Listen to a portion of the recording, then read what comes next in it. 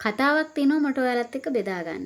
මේක ගිරිබාලගේ කතාව කියලා තමයි ප්‍රසිද්ධ. හැබැයි මේක තුන්කොන් කතාවක්. මට අනුව මේ චරිත තුනම එක වගේ වැදගත්. මාන් බංචන් මතකද කාට හරි? ටෙලිසීරීස් වලට ටෙලිනාට්‍ය චිත්‍රපටි වලට ගත්ත කතාවක්. මේක ලියලා තියෙන්නේ රබින්ද්‍රනාත් tagore. මේ කතාවේ හැටියට ගිරිබාලා කියලා කියන්නේ සාමාන්‍ය පවුලක ගෑනු ළමෙක්. එයාගේ කසාදෙ සිද්ධ වෙන්නේ ජමින්දාරු පුතෙක් එක්ක. එයාගේ නම ගෝපිනාත්. ගෝපිනාත් කියලා කියන්නේ වගකීමක් තිබුණු යුතුයකම් දන්න කොල්ලෙක් නෙමෙයි. ලොකු පවුලක බේබි කෙනෙක්නේ. ලොකු පවුල්වල බේබිලාගේ තත්ත්වය එදයි අදයි කියලා ඉතින් ලොකු වෙනසක් නැහැ. වටම ගිහින් ගෙටම ආවත් බෙදාගෙන කන්න තියෙනවනේ. ඉතින් මේ ගෝපිනාත් කියන්නේත් බත් කන ගෙදර ගෑණියෙක් ඉන්න ඕනි හින්දා නිසි වයසට බැඳලා නැති එක හරි නැති නිසා ගෙදරට ගෑණියෙක් ගෙනාපු මිනිස්සෙක්. ඒකත් කුලවත් සහ අහිංසක ගෑනු ළමෙක්. ගිරිබාලා මේ ගෙදරට ආවාම සාමාන්‍යයෙන් කසාද බැඳලා මහ ගෙදරට යන හැම ගෑනු ළමයෙකුටම මූණ දෙන්න සිද්ධ වෙන දේවල් වලට මෙයාටත් මූණ දෙන්න සිද්ධ වුණා. ඒ කියන්නේ එයාට දැනෙන්න පටන් ගන්නවා එක්කෝ ලෝකේ කිසි දෙයක් හරියට සිද්ධ වෙන්නේ නැහැ කියලා. එහෙමත් නැත්නම් තමන්ව වෙනත් ලෝකයකට ගෙනල්ලා දාලා තිනවා මේ ලෝකේ හැමදේම හරියට සිද්ධ වෙනවා. හැබැයි මාව විතරක් පිටස්තර වෙලා තියෙනවා. ඒ ගේ ඇතුලේ කතා කරන දේවල් සමහර විට එයාට ඇහෙන්නේ වෙනත් ලෝකයකින් ඇහෙන දේවල් වගේ. සමහර වෙලාවට එයාට හිතෙනවා මාව ගෙදරින් එළියෙන් තියලා තියෙනවා කියලා. එයාට ඒ ගෙදර තමන්ගේ කරගන්න හරි අමාරුයි. මොකද ඒ ගෙදර අය එයාට සලකන්නේ පිට කෙනෙක්ට වගේ කියලා එයාට හිතෙනවා. මේ වගේ අවස්ථාවල් වල ගෑනු ළමයි වැඩිපුරම සහයෝගය බලාපොරොත්තු වෙන්නේ තමන්ගේ ස්වාමි පුරුෂයාගෙන්නේ. ඒ පරිසරයට හුරු වීමේ උපකාරය ගිරිබාලත් වැඩිපුරම උදව් බලාපොරොත්තු වෙන්නේ තමන්ගේ ස්වාමි පුරුෂයාගෙන්. හැබැයි එයාට කිසිම උදව්වක් ලැබෙන්නේ නැත්තේත් ගෝපිනාත්ගෙන්. එතකොට මේ කතාවේ ඉන්න අනෙක් ප්‍රධාන චරිතය තමයි ලාබෝංගා. ලාබෝංගා කියලා කියන්නේ නිලියක්. ඒ නගරයේ තිබ්බ නාට්‍යශාලාවේ නාට්‍ය කරපු රංගපාපු ප්‍රධාන නිලිය. දැන් ගෝපිනාත්ට ලාබෝංගා එක්ක සම්බන්ධයක් ඇති වෙන්නේ විවාහයෙන් පෙර නෙමෙයි. ගෝපිනාත්ගේ ලාබෝංගා එක්ක සම්බන්ධය විවාහයට කලින් තිබ්බ එකක් කියලා හිතනවනම් නෑ. විවාහයෙන් පස්සේ එක දවසක් ගෝපිනාත් දකින්න පෝස්ටරයක් එක්තරා නාට්‍යයක් ගැන. එතකොට ගෝපිනාත්ට පින්තූරේ තිබුණු ගෑනු ළමයාගේ රූපෙට හිත යනවා. ඒ නිසා ගෝපිනාත් තමයි මේ නාට්‍ය බලන්න යන්නේ. ඒ නාට්‍ය බලන්න ගියපුවාම ගෝපිනාත්ට මේ නිලියට හිත යනවා. ඒ කාලේ නිලියක් වෙන එක ලේසි නෑ. දැන් වගේ ලේසි නෑ හොඳේ. සින්දු කියන්න පුළුවන් වෙන්න ඕන, සින්දු කියන ගමන් නටන්න පුළුවන් වෙන්න ඕන, මහා දිග ඩයලොග් මතක තියාගන්න පුළුවන් වෙන්න ඕන. හයියෙන් කතා කරන්න පුළුවන් වෙන්න ඕන. සජීවීව සියලු දේ කරන්න පුළුවන් වෙන්න ඕන වගේම එයා ලස්සන වෙන්නත් ඕනේ. කොයි පැත්තෙන් බැලුවත් ලස්සන වෙන්න ඕන. අපි වගේ මේ පැත්තෙන් බැලුවාම නම් පොඩ්ඩක් හොඳයි, මේ පැත්තෙන් බැලුවාම එච්චර හොඳ නෑ වගේ මූණක් නෙමෙයි.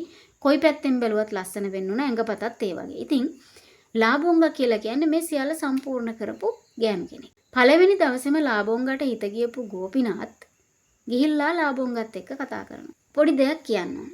මේ කතාවේ මේ චරිත තුනෙන් මේ කතාව පටන් ගන්න අවස්ථාව වෙනකොට ලොකුම අඩයාලමක්, අනන්‍යතාවයක්, හඳුනා ගැනීමක් තියෙන චරිතය වෙන්නේ ලාබෝංගා. ගිරිබාලා කියලා කිව්වම එයාට තිබ්බ අනන්‍යතාවය එයා ගෝපිනාත්ගේ බිරිඳ කියන එක විතරයි. අහවල් ජමින්දාර් පවුලේ පුතාගේ බිරිඳ.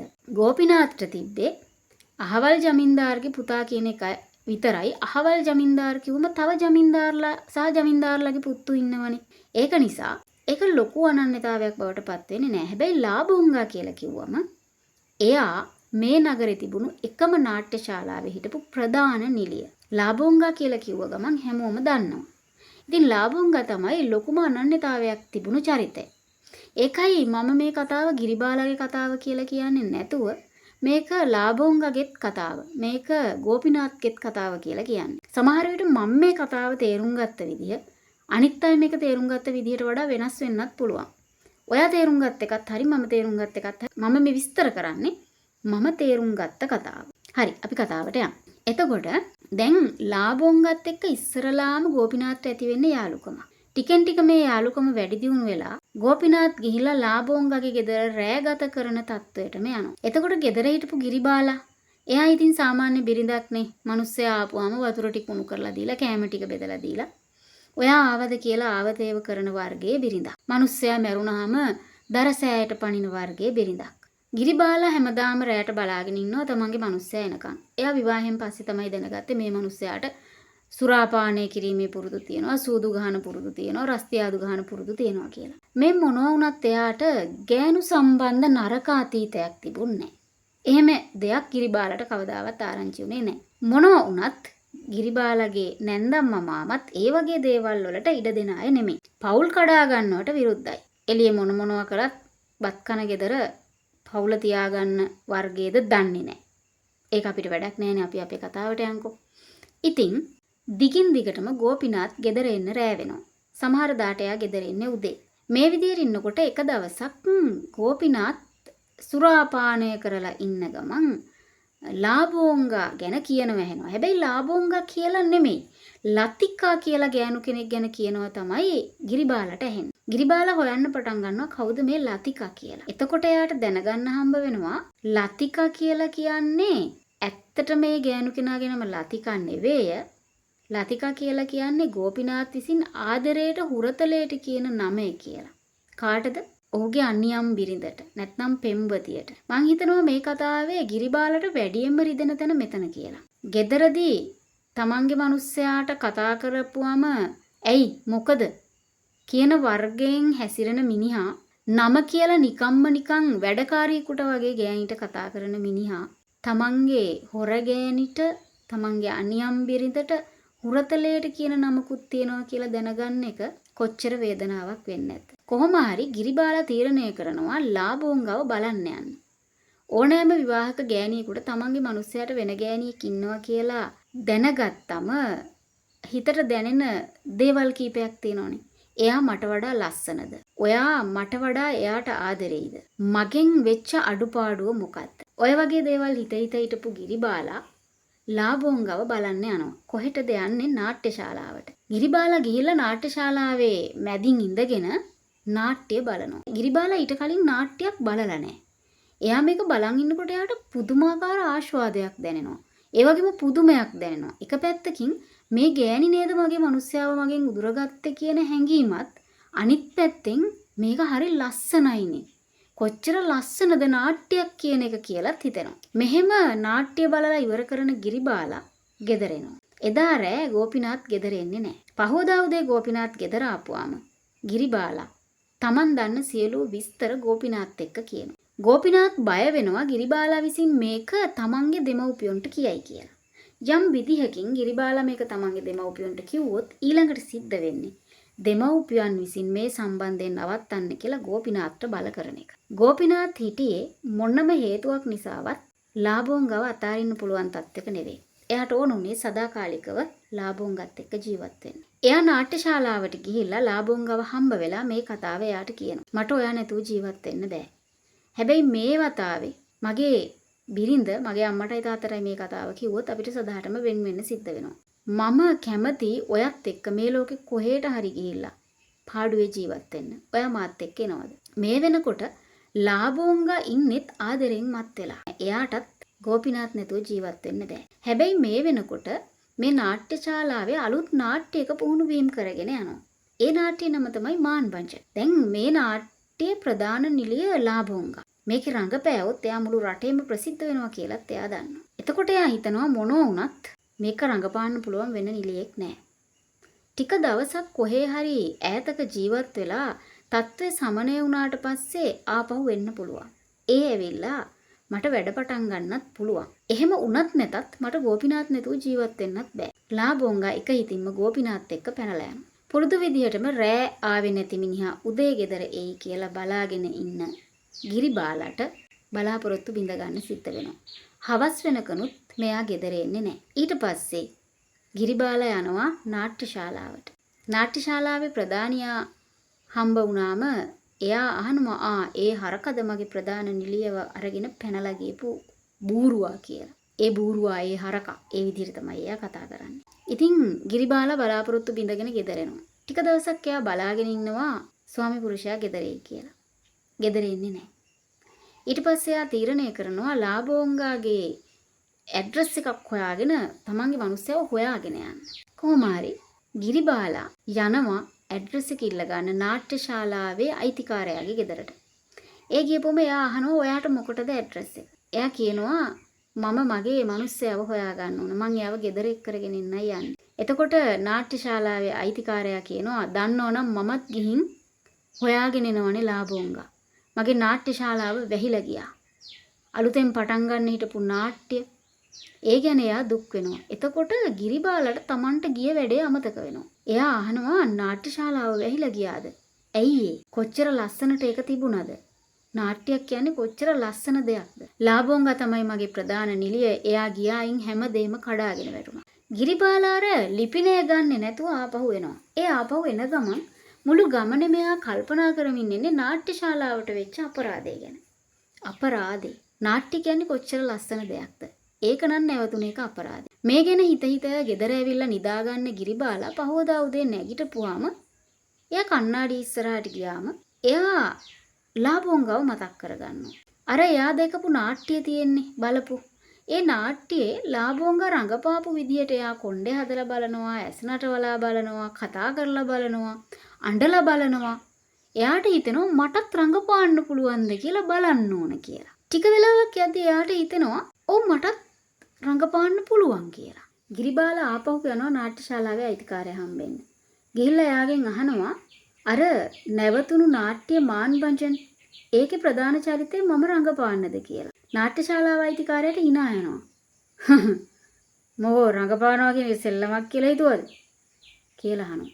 එතකොට ගිරිබාලා කියනවා රඟපානවා කියලා කියන්නේ මගේ මිනිස්සයා මට කිසිම ආදරයක් නැහැ කියලා දැනදැනත් ඒ මිනිස්සයා මං ගැන දූවිල්ලක් තරම්වත් ගණන් ගන්නේ නැතුව තියෙද්දිත් මගේ දෙමව්පියෝ ආවම ඒ මිනිස්සයා මට අච්චරක් ආදරේ මෙච්චරක් ආදරේ කියලා බොරු කිය මං රඟපෑවට වැඩි දෙයක් මට කරන්න තියනවාද? මගේ මිනිස්සයා වෙන ගෑණියෙක් එක්ක රෑගත කරලා එනවා කියලා දැන ඒ මිනිස්සයාට උණු වතුර ලෑස්ති කරලා තියලා කෑම ටික හරි ගස්සලා දීලා ඒ මිනිස්සයාගේ ඔළුවේ තෙල් ගාලා ඇඳුම් ටික හොදලා දීලා එක වචනයක් කටින් කියන්නේ නැතුව මම ජීවත් වුණු ජීවිතයට වඩා ඔය රංගපාන එකේ කරන්න දෙයක් තියෙනවද? නාට්‍ය ශාලාවේ අයිතිකාරයාට මොකක්දෝ දෙයක් දැනෙනවා. එයා නිකමට වගේ කියනවා හෙට උදේ එන්න අපි ටිකක් උත්සාහ කරලා බලමු කියලා. ගිරිබාලා නාට්‍ය පුරුදු වෙන්න යනවා. දවසක් දෙකක් තුනක් හතරක් සතියක් විතර යනකොට නාට්‍ය ශාලාවේ අයිතිකාරයාට ගිරිබාලාගේ රංගන හැකියාව ගැන විශ්වාසයක් ඇති වෙනවා. මාස කිහිපයක් ගෙවිලා යනවා.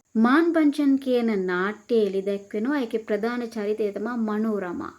මනෝරමා කියලා කියන චරිතය කරන්නේ ගිරිබාලා. නාට්‍යයේ පළවෙනි දර්ශනයෙන් පස්සේ මිනිස්සු ගිරිබාලාට මනෝරමා කියලා කතා කරන්න පටන් ගන්නවා. දැන් ගිරිබාලා නාට්‍ය ශාලාවේ ප්‍රධාන නිලිය. මේ අතරේ අර පැනලා ගියපු ගෝපිනාත් සහ ලාභෝංගා ඉන්නවනේ. ගෝපිනාත්ට රස්සා කරලා හම්බ කරලා කන්න ගෙනල්ලා ගෙවල් කුලී ගෙවල ඇති වෙලා. ලාභෝංගට මොකද්ද මම මේ කරගත්තේ? ගෙයක් ඇතුළට වෙලා මිනිහෙකුට බත් තම්බ ඉන්නවා. මේකද මම බලාපොරොත්තු වුණු ජීවිතේ. මේකද මගේ ජීවිතේ. මම මේ මොකද්ද කරගත්තේ කියලා හිතිලා ඉන්නවා. මෙන්න මේ අවස්ථාවේ ලාභෝංගා දකින්නවා ඒ නගරේ තැනක පෝස්ටරයක් ගහලා තියෙනවා මාන්බංචන් කියන නාට්‍ය මේ නගරයටත් එනවා කියලා. ලාභෝංගා කලබල වෙනවා. එයා කවදාවත් හිතුවේ නෑ ඒ චරිතයට එයා නැතුව වෙන කෙනෙක්ව ගනී කියලා. නාට්‍ය ශාලාව වැහිලා ගියත් එයා නැතුව ඒ චරිතේ වෙන කෙනෙක් කරයි. කරන්න තරම් කෙනෙක් ඉඳී කියලා එයා හිතුවේ නෑ. ගෝපිනාත් ආවම එයා කියනවා මට දැන් මේ ජීවිතේ ඇති වෙලා. මට ආපහු මං වෙන්න ඕනේ. ගෝපිනාතුත් බොහොම සාමකාමීව පිළිගන්නවා. ඔව් මටත් මේ ජීවිතේ ඇති වෙලා. අපි ආපහු අපේ නගරයට යමු. ලාභෝංගා තීරණය කරනවා ආපහු නාට්‍ය ශාලාවට ගිහිල්ලා තමන්ගේ ස්ථානය ගන්න. ගෝපිනාත් තීරණය කරනවා තමන්ගේ ගෙදරට ගිහිල්ලා ආපහු තමන්ගේ පෞල් ජීවිතය ගත කරන්න. මේ දෙන්න ආපහු එන්නේ ඉස්සරළම නාට්‍ය ශාලාවට. ගෝපිනාත් ලාභෝංගව නාට්‍ය ශාලාවට බාර දීලා ගෙදර යන්නයි ලෑස්ති. අන්න ඒ ආවම නාට්‍ය ප්‍රදර්ශනය වෙනවා. ගෝපිනාත් සහ ලාභෝංගා බලාගෙන ඉඳිද්දී මනෝරමා වේදිකාවේ ඉස්සරහට එනවා. නාට්‍ය දිහා සෑහෙන වෙලාවක් බලාගෙන ගියාට පස්සේ තමයි ගෝපිනාත්ට තේරෙන්නේ මේ ඉන්නේ ගිරිබාලා කියලා. ගෝපිනාත්ගේ ඔළුවෙන් දුම් විසි වෙනවා. තමන් කොහේ ගියත් මොනවා කළත් වටම ගිහින් ගෙටමෙනකොට ගෙදර ගෑණි ගෙදර ඉඳී කියලයි ගෝපිනාත් විශ්වාස කරේ. ඒක එහෙම කාලයක් සහ එහෙම රටක්. මිනිහා මැරුණත් දරසෑයට පනින ගෑනු හිටපු රටක්. නාට්‍ය ඉවරනකම් බොහොම අමාරුවෙන් බලාගෙන හිටපු ගෝපිනාත් ගිහිල්ලා ගිරිබාලාගේ අතින් අල්ල ගන්නවා. මේ මොන විකාරයක්ද? ඔයා මේ දැම්මම මේ සේරම අතහැරලා මාත් එක්ක ගෙදර යන්න ඕනේ. මේ සේරම නවත්තන්න ඕනේ. ඔයා මගේ ගෑණි. ඔයා මගේ බිරිඳ. එතකොට ගිරිබාලා කියනවා ඔව් ඔයා මගේ ස්වාමි පුරුෂයා. මං ඔයත් එක්ක යන්න එනවා. හැබැයි මම තමයි මනෝරමා. මේක තමයි මගේ අනන්‍යතාවය. මම මාව අතෑරලා එන්න ලෑස්ති නෑ. මං ඔයත් එක්ක එන්න ලෑස්ති. හැබැයි මං මාව අතෑරලා එන්න ලෑස්ති නෑ.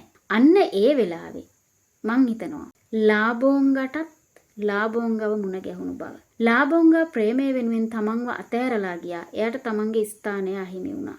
ලෝකය අපි අතහැරලා යන ස්ථාන අපි වෙනුවෙන් ඉතිරි කරලා තියන්නේ නෑ සදහටම. මිනිස්සු රීප්ලේස් වෙනවා. හැම මිනිස්සෙක්ම අවශ්‍යයි නමුත් අත්‍යවශ්‍ය නෑ කියලා කවුරු හරි කියපු කතාවක් මට මේ වෙලාවේ මතක් වෙනවා. විශේෂයෙන් ওই රංගන ශාස්ත්‍රයේ වගේ තැන්වල නිලියෝ විවේක ගත්තම එයාගේ තැන අහිමි වෙනවා. එතෙන්ට තව කවුරු හරි එනවා. ලාභෝංගාට තව දුරටත් එයාගේ තැන ඉතිරි වෙලා තිබුණේ නැහැ. ගෝපිනාත්ටත් එයාගේ තැන ඉතිරි වෙලා තිබුණේ නැහැ. හැබැයි ගිරිබාලට තමන්ගේ තැන ඉතිරි වෙලා තිබුණා. එයා තමන්ගේ තැන අහිමි කරගන්න ලෑස්ති උනේ නැහැ කිසිම දෙයක් වෙනුවෙන්. මේ කතාවෙන් මම තේරුම් ගත්ත දේ තමයි ප්‍රේමයක් වෙනුවෙන් මිනිහෙක් අතහරින්න හොඳම නැති දේ මොකද්ද කියලා ඇහුවොත් ඒක තමයි අනන්‍යතාවය කියලා කියන්නේ. ඔබේ ප්‍රේමය වෙනුවෙන් ඔබ ඕන දෙයක් අතාරින්න හැබැයි ඔබවම අතාරින්න එපා.